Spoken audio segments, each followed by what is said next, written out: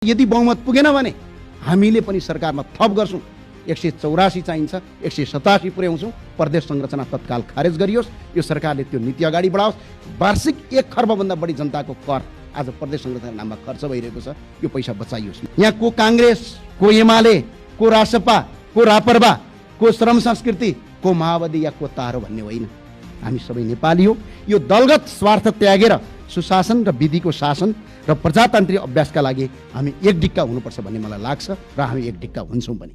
आज 81% हिन्दूहरूको देश हो यो। झन्डै 9% बुद्धिस्टको देश हो। 3% भन्दा बढी किराँत र 5% मुसलमानहरूको देश हो यो। हिन्दू बुद्ध किराँत सहितको वैदिक सनातन हिन्दू अधिराज्य नेपालको संविधानको तपाईको धारा 4 धर्म निरपेक्षता होइन, धर्म सापेक्षता नेपाल गरियोस्, हिन्दू अधिराज्य घोषणा गरियोस्। र यो सरकार केवल सत्ता सञ्चालन गर्ने संयन्त्र मात्र नभई जनताको आशा, भरोसा र भविष्यको दियो बनोस्। त्यो दियो कहिल्यै डढेलोमा परिणत नहोस्। यदि त्यो दियो डढेलो बन्न खोज्छ, यदि कोसिस गर्छ भने हेक्का रहोस्।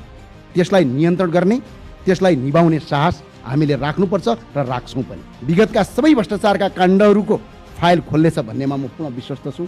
विशेष गरी प्रधानमन्त्री बालिन शाह र सुदन मान्ज्यू, गृहमन्त्री माननीय सुदन गुरुङप्रति अझै विश्वस्त भयो। सहकारीको रकम हडप्ने भ्रष्टाचारीलाई कानुनको कटघरामा उभ्याइनेछ र पीडितको रकम सरकारबाट होइन, ती अपराधीहरूको 3 पुस्ते सम्पत्ति जफत गरेर तिराइनेछ भन्ने कुरामा सरकारसँग म पूर्ण आशावादी छु। निर्मला पन्तदेखि इनिसा विकसम्मका निर्दोष दिदीबहिनीहरूको चित्कारले न्याय पाउनेछ भन्नेमा म पूर्ण आशावादी छु।